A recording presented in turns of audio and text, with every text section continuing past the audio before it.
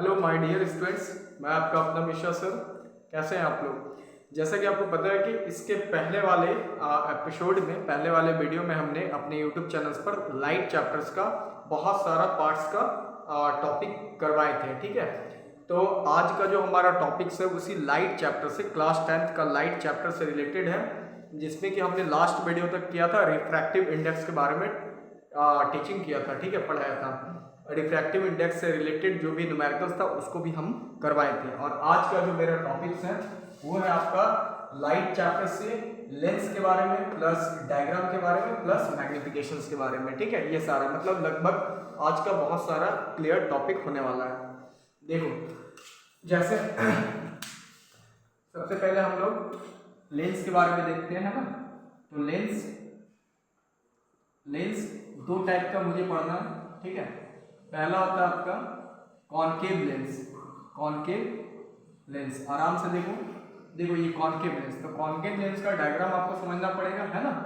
तो concave lens का ये डायग्राम होता है, ऐसा थोड़ा पतला रहना चाहिए। ये आपका कॉनकेव लेंस, ठीक है। ये मेरा ऑप्टिकल सेंटर है ना। उसके बाद एक होता है जो कि कॉन्वेक्स लेंस। तो कॉन्वेक्स लेंस ऐसा रहेगा, ये देखो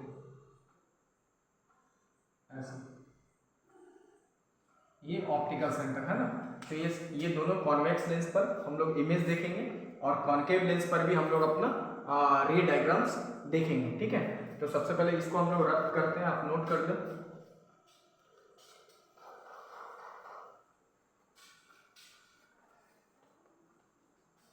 चलो अब हम लोग शुरुआत करते हैं लेंस फॉर्मूला के बारे में। देखो, इसके पहले कुछ सम सिंबल को देखते हैं, है ना। ये मेरा कॉन्वेक्स लेंस है, ये ऑप्टिकल सेंटर E1 पोल, E2, यहाँ पर C1 सेंटर ऑफ कर्वेचर, यहाँ F1, इस साइड में आपका F2 और यहाँ पर C2 रहेगा, है ना। इस तरह से हम लोग रे डायग्राम को देखेंगे। ठीक है, तो ये आपका कॉन्वेक्स का सिंबल है, जिसको हम लोग C को बोलेंगे सेंटर ऑफ कर्वेचर,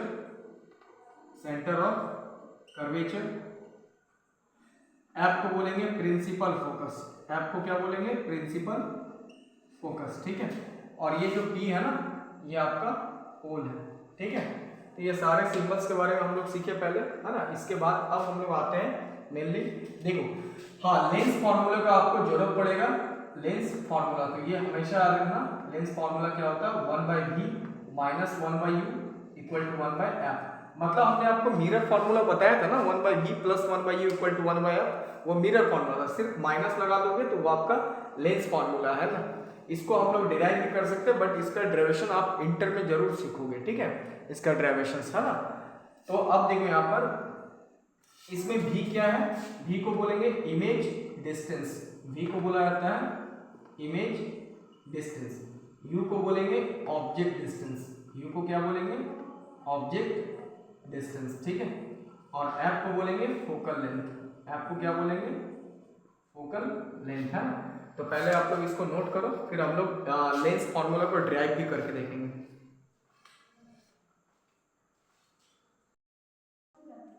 देखो, अब हम लोग आते हैं रे डायग्राम, जो कि आपका कॉन्वेक्स लेंस के द्वारा रे डायग्राम को हम लोग कंप्लीट करेंगे, है ना। तो सबसे पहला पॉइंट कि रे डायग्राम के बारे में देखो, आप ऑब्जेक्ट को कहाँ रखोगे और इमेज कहाँ बनेगा, ये आपको दिमाग में लेना है। ठीक है, तो पहला मेरा हुआ कि ऑब्जेक्ट को हमें रखना है इन्फिनिटी पर, तो मेरा जो इमेज है वो बनेगा प्रिंसिपल फोकस पर, F2 पर। ठीक है, और वो आपका जो इमेज रहेगा कॉन्वेक्स में वो वर्चुअल बनता है ना, वर्चुअल बनता है। ठीक है, तो ये आपका इमेज डायग्राम को, है ना। उसके बाद हम लोग जैसे देखते हैं डायग्राम को हम लोग कंप्लीट करेंगे इसको।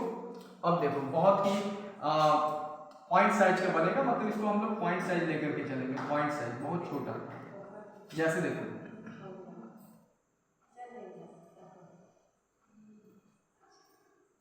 ये ऑप्टिकल सेंटर है ना, ये मेरा C1, ये F1। ठीक है, रे ऑफ लाइट इनफिनाइट से आएगी, ये देखो आया, फिर ये बेंड करेगा और ये कट करेगा F2 को। फिर एक रे ऑफ लाइट आपका ये देखो बेंड किया, F2 को जाकर के कट किया, है ना।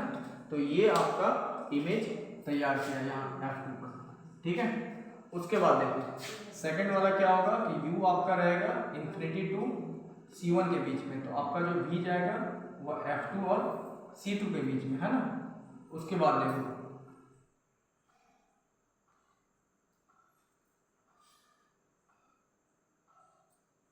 ये देखो फिर से ऑप्टिकल सेंटर, ये मेरा C1 है, मान लेते हैं यहाँ पर मेरा ऑब्जेक्ट है, ये देखो ऑब्जेक्ट है AB। तो रे ऑफ लाइट इंसिडेंट होगा, बेंड करेगा, प्रिंसिपल फोकस को कट करेगा। उसके बाद एक रे ऑफ लाइट आपको F2 के पार कट करना है, ऑप्टिकल सेंटर से पार कर देना। ये देखो ये A डैश और ये B डैश, यहाँ पर C2 है। तो ये आपका डायग्राम बन गया, ठीक है। हमने इन्फिनिटी और C1 के बीच में रखा ऑब्जेक्ट को, तो F2 और C2 के बीच में बना, ठीक है। ये डायग्राम नोट करो पहले।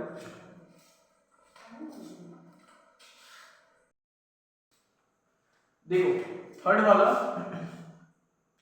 ऑब्जेक्ट को अब रखना है C1 पर और आपका जो इमेज बनेगा वो C2 पर बनेगा और सेम साइज का बनेगा और रियल बनेगा, ठीक है। अब देखो यहाँ पर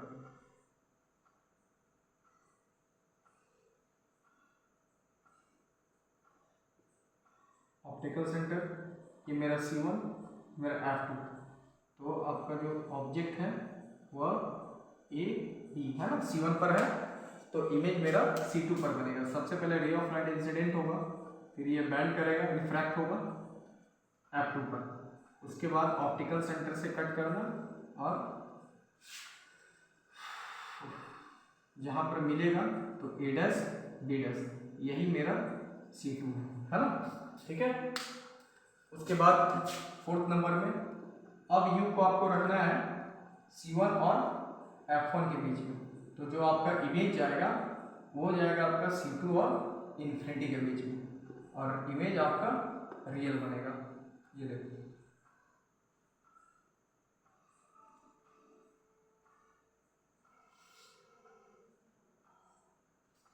ये C1 यहाँ F1, तो ऑब्जेक्ट को रखना आपको C1 और F1 के बीच में।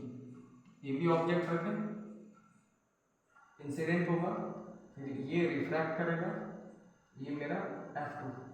अब आपको कट करना है C2 के पार, ये देखो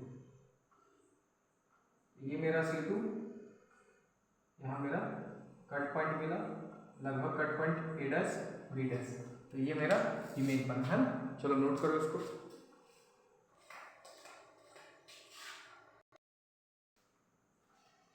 देखो अब पांचवा इमेज में अब ऑब्जेक्ट को रखना है आपको C1 to infinity, F1 to infinity ना। तो हमने आपको 4 इमेज बताया, जिसमें से अब जो इमेज होगा वो आपको रखना है F1 पर और उसका इमेज चला जाएगा इन्फिनाइट, हाँ ठीक है, और वो आपका रियल इमेज है ना। तो ये देखो कैसे बनाएंगे।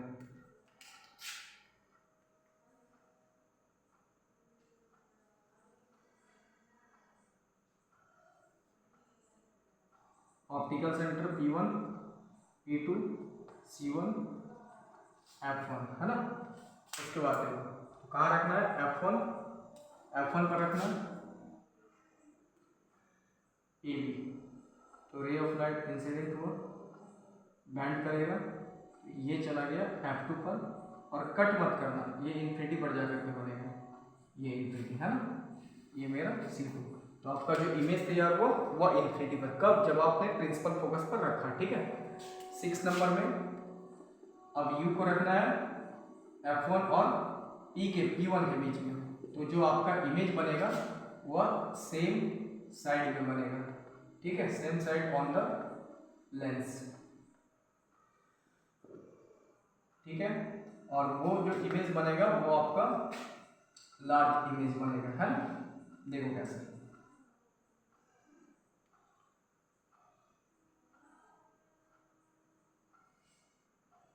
ये ऑप्टिकल सेंटर, ये C1 F1 P1, तो F1 और P1 के बीच में रखेंगे AB। रे ऑफ लाइट इंसिडेंट बैंड, जहाँ बैंड होगा वो F2 को कट करेगा, है ना, और एक रे ऑफ लाइट आपका कट करेगा ऑप्टिकल सेंटर से। तो ये दोनों को ले जा करके ऐसे ड्रॉ कर दो।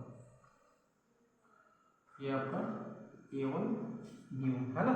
तो ये आपका इमेज तैयार हुआ, जो कि जिस साइड में ऑब्जेक्ट है उसी साइड में आपका इमेज बना, है ना। अब हम लोग आते हैं कॉन्वेक्स लेंस का इमेज बनाएंगे, ठीक है। तो देखो कॉन्वेक्स का तो हो गया, अब कॉन्केव के लिए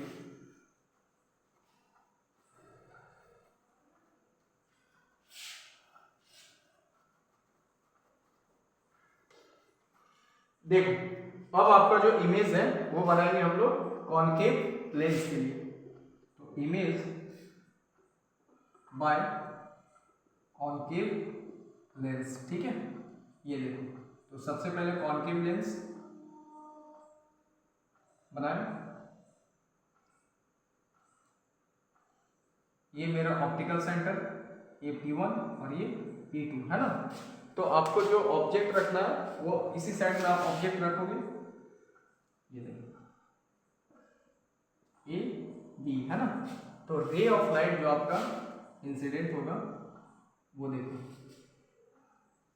डॉट लाइन, है ना, और इस एक लाइन जो कि आपका प्रिंसिपल फोकस को कट करना चाहिए। तो यही वाला मेरा प्रिंसिपल फोकस होगा। थोड़ा इसको हम लोग को ऐसा करना है, ये देखो स्ट्रेट हो गया, है ना। और उसके बाद आपका एक रे ऑफ लाइट जो है मेरा ऑप्टिकल सेंटर से जाएगा, ये देखो गया, और आपका यहाँ पर इमेज A' और B', है ना। तो ये आपका इमेज हुआ कॉन्केव लेंस के द्वारा। अब इसके बाद हम लोग लेंस फॉर्मूला को डिराइव करना सीखेंगे, नोट करो पहले।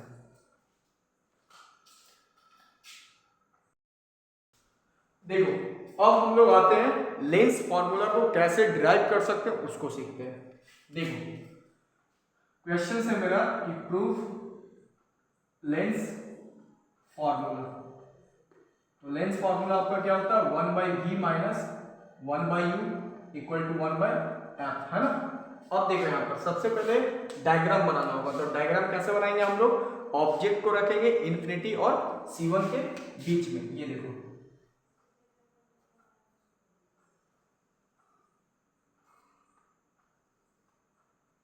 ये ऑप्टिकल सेंटर, ये P1 ये P2, मान लेते हैं ये मेरा C1 है, ये F1 है।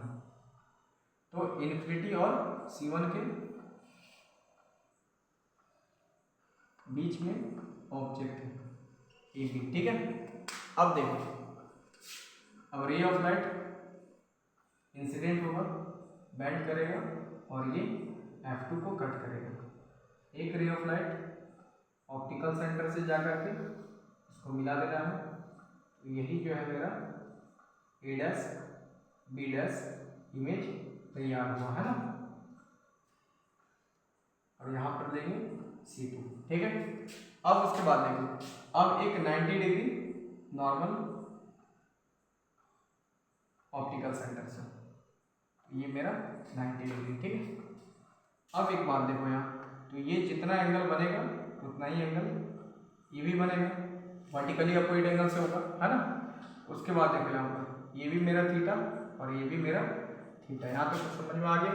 उसके बाद B से P तक का दूरी को U ऑब्जेक्ट डिस्टेंस, उसके बाद F1 से P1 तक का दूरी को F प्रिंसिपल फोकस, ये वाला भी F प्रिंसिपल फोकस, और ये मेरा इमेज डिस्टेंस, है ना। तो हमें मतलब किससे है, U F और V, यही तीनों का रिलेशन लेना है ना। अब देखो इसको हम लोग डिराइव कैसे करेंगे, ठीक है। सबसे पहले तो क्लास 9th में आपने पढ़ा होगा कि अगर कोई भी दो ट्रायंगल्स आपस में सिमिलर हो जाता है तो उसका साइड रेशियो क्या आता है, इक्वल आ जाता है ना।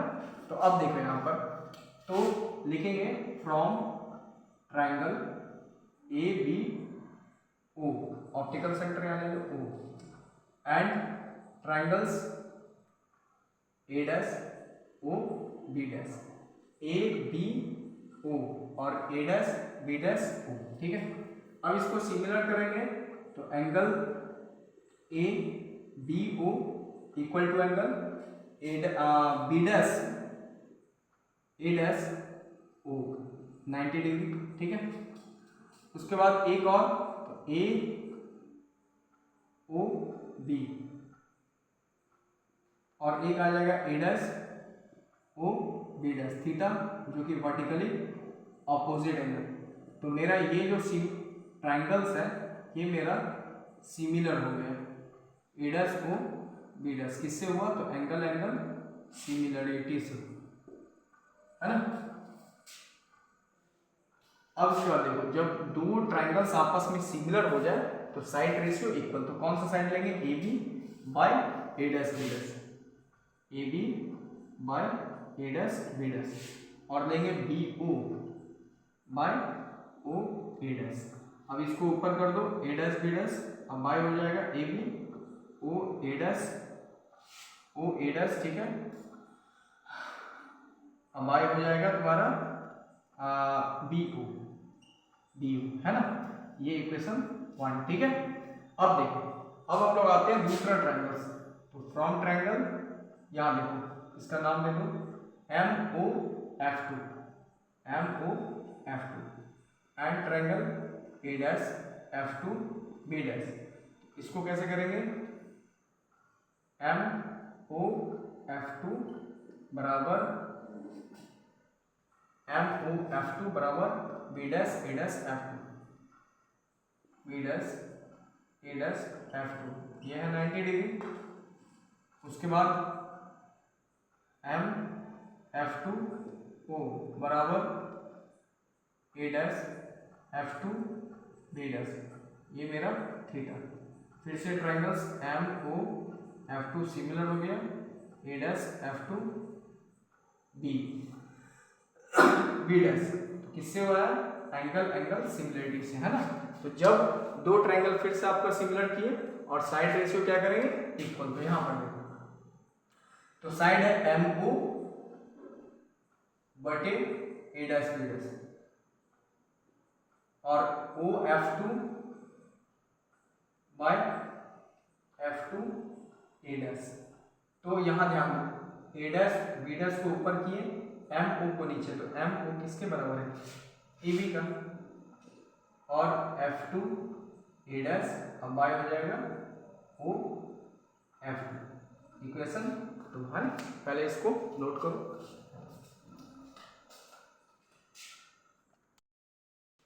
देखो ये वाला इक्वेशन 1 था मेरा और ये इक्वेशन 1, इसको मिटाएंगे हम।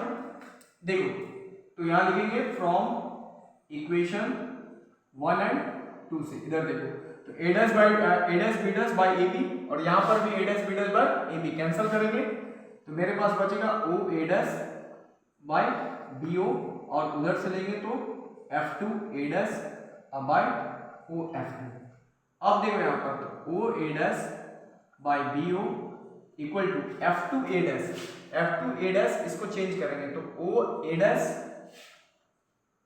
Minus O F two by O F two, है ना। अब इसको मिटा लेंगे, अब इसका कोई जरूरत नहीं है, अब इसका भी आपको कोई जरूरत नहीं है। देखो तो मेरा O A dash by B O equal to O A dash by F two, अलग कर रहे हैं माइनस, ये तो कैंसिल होगा 1। अब यहां ध्यान दो, अब हम लोग वैल्यू पुट करेंगे सबसे पहले, तो ओ ए डैश का मतलब ये देखो ओ ए डैश का मतलब वी है, तो वी प्लस में रहेगा बी ओ यू है फिगर में देखो जो कि माइनस का आएगा, O A dash V F focal length minus में, इसको माइनस से इधर दे दो तो 1 माइनस वी बटे यू इक्वल टू इतना। अब दोनों साइड में मल्टीप्लाई बाय 1 बटे वी इन बोथ साइड, दोनों साइड में मल्टीप्लाई कर दो 1 बटे वी माइनस, यहाँ देखो वी बटे यू है ना, तो ये क्या होगा वी कैंसिल होगा तो यू आएगा, यहाँ पर भी वी कैंसिल होगा, तो हो गया आंसर प्रूफ, है ना। तो चलो इसको नोट करो पहले, फिर हम लोग नेक्स्ट टॉपिक की ओर आएंगे जो कि लीनियर मैग्निफिकेशन होगा।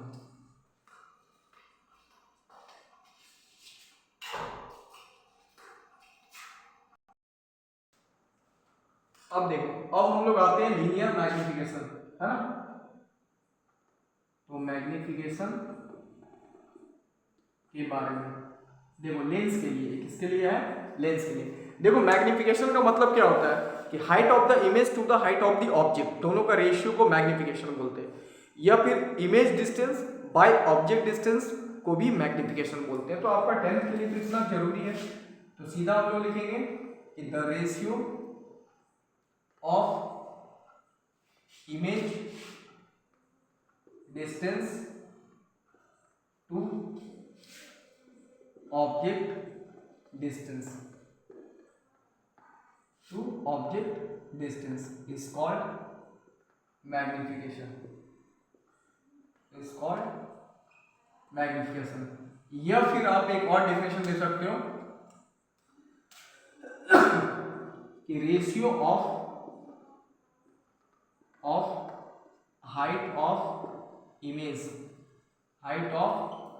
टू हाइट ऑफ ऑब्जेक्ट, ये आप दे सकते हो, ठीक है। इज कॉल्ड मैग्निफिकेशन,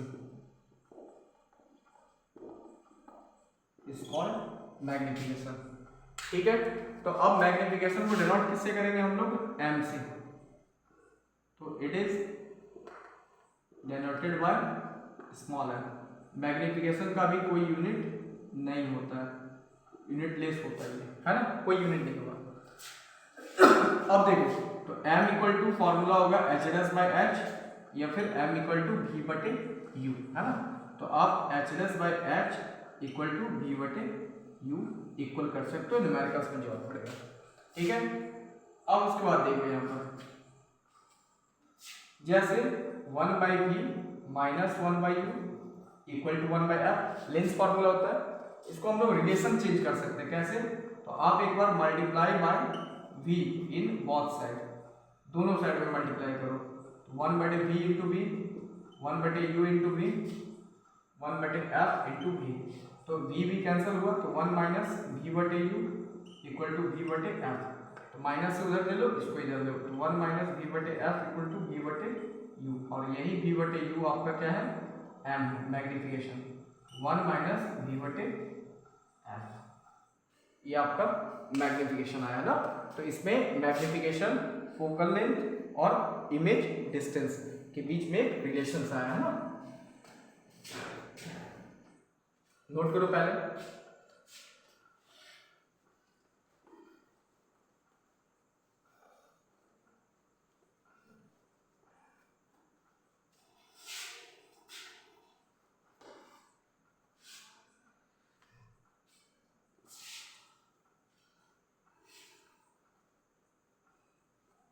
देखो एक और रिलेशन हम लोग ले सकते हैं, 1/v minus 1/u equal to 1/f। अब आप मल्टीप्लाई करोगे by u in both side, u से करना है, तो 1/v into u minus 1/u into u, 1/f into u. तो देखो u/v minus u cancel, 1u/f। अब करेंगे क्या, इसको माइनस से उधर दे लो, तो u/v equal to 1 plus u/f। तो u/v equal to f plus u/f। तो v को ऊपर करो, v/u, तो f/f प्लस u।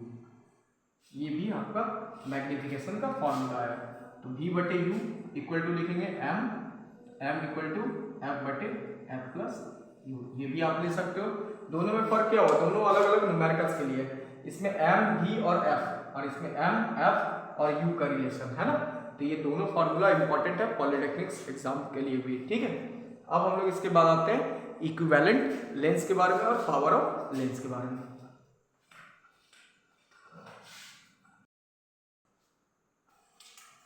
देखो अब हम लोग आते हैं पावर ऑफ लेंस के बारे में। देखो पावर ऑफ लेंस का मतलब क्या होता है, सीधा याद रखना कि it is defined as the reciprocal of focal length, reciprocal of focal length in metre, है ना। मतलब पावर ऑफ लेंस को हम लोग डेनोट किससे करेंगे, तो ये आप एफ से कर सकते, पी से कर सकते हो, ठीक है। तो इसका ऐसा यूनिट क्या होता है, डाई आफ्टर, ये पूछा जाता है एग्जाम में, डाई आफ्टर, ठीक है, इसको डी से बोलोगे, है ना। अब देखो पावर ऑफ लेंस का फॉर्मूला लिखते हैं 1/f, क्योंकि मीटर में होना चाहिए, ठीक है। अब एक बात और दिमाग में रखना है इसमें कि पावर ऑफ लेंस जो कि कॉनकेव लेंस के लिए नेगेटिव होता है, माइनस में लिया जाता है, कॉन्वेक्स लेंस के लिए पॉजिटिव में लिया जाता है पावर ऑफ लेंस, ठीक है। तो ये याद रखना है कि पावर ऑफ लेंस का ऐसा unit dioptre, power of lens concave lens के लिए नेगेटिव, कॉन्वेक्स के लिए पॉजिटिव, है ना। उसके बाद एक आता है आपका इक्विवेलेंट लेंस का formula, equivalent lens. Equivalent lens का मतलब होता है कि जब दो या दो से अधिक लेंस को आपस में कॉम्बिनेशंस में रखें, सजा करके रखें, मतलब टू और more lens combined to each other, combined to each other, है ना। तो इसका भी फॉर्मूला होता है आपका कि 1/fc equal to 1/f1 plus equal to 1/f2 plus 1/f3। ये आपका इक्विवेलेंट फोकल लेंथ के लिए, यानी कि fc आपका यहाँ पर क्या है, आप इसको इक्विवेलेंट फोकल लेंथ बोल सकते हो, ठीक है। इस पर न्यूमेरिकल्स भी हम करवाएंगे, एक वीडियो पूरा लेंस का न्यूमेरिकल्स बेस पर रहेगा, ठीक है। फिलहाल तो इतना ध्यान दो, 1/fc को हम लोग क्या बोलेंगे, pc भी बोल सकते हैं। पावर ऑफ लेंस में अगर कन्वर्ट करना है तो p1 plus p2 plus p3, ये भी आपका पावर ऑफ लेंस कॉम्बिनेशन के लिए आया है ना, कि जब मान लो दो या दो से अधिक फोकल लेंथ दिया हुआ और आपको इक्विवेलेंट फोकल लेंथ निकालना है तो ये फॉर्मूला लगाओगे 1/fc equal to 1/f1 plus 1/f2 plus 1/f3। और अगर पावर ऑफ लेंस निकालना है तो pc equal to p1 plus p2 plus p3, है ना, ये आपको निकालना है, ठीक है। अब हम लोग आते हैं टोटल इंटरनल रिफ्लेक्शंस के बारे में।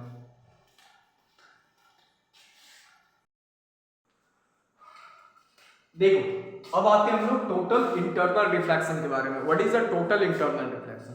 सीधा सुनो, देखो कोई भी रे ऑफ लाइट अगर डेंसर मीडियम से रेयर मीडियम की ओर जाती है तो उस time incident angle is greater than critical angle, मतलब आपको जो इंसिडेंट एंगल बन रहा है वो क्रिटिकल एंगल से ज्यादा हो जाता है, तो उसी घटना को बोलते हैं टोटल इंटरनल रिफ्लेक्शन। मतलब क्या कि क्रिटिकल एंगल का मतलब हुआ 90 डिग्री और 90 डिग्री से ज्यादा एंगल बन जाता है इंसिडेंट एंगल का, ठीक है। तो उसी को हम लोग बोलते हैं टोटल इंटरनल रिफ्लेक्शन। जैसे हम डायग्राम भी बनाएंगे इसका, है ना। सबसे पहले तो इसको लिखेंगे कि when the ray of light travel from denser to rarer medium, then incident angle is greater than critical angle, critical angle. This process is called total internal reflection, total internal reflections, है ना। एक बात और याद रखना, इसका properties लिखने के लिए आपको आएगा एग्जाम में, तो टोटल इंटरनल रिफ्लेक्शन का दो प्रॉपर्टीज होता है, अगर आपको डिफिनेशन याद है तो उसी को आप प्रॉपर्टीज में डाल सकते हो। पहला कि the ray of light travel from denser to rare medium, ठीक है। सेकेंड में आप दे सकते हो कि द इंसिडेंट एंगल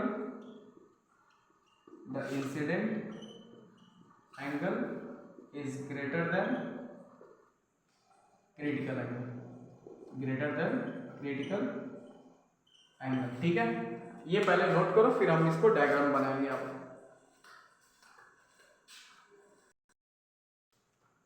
देखो टोटल इंटरनल रिफ्लेक्शन को हम डायग्राम के माध्यम से ही समझ सकते हो, ठीक है। जैसे देखो एक मीडियम हम बनाएंगे, ये देखो मान लेते हैं एक वाटर है, ठीक है, ये मेरा डेंसर मीडियम है, ठीक है, और ये मेरा रेयर मीडियम है ना।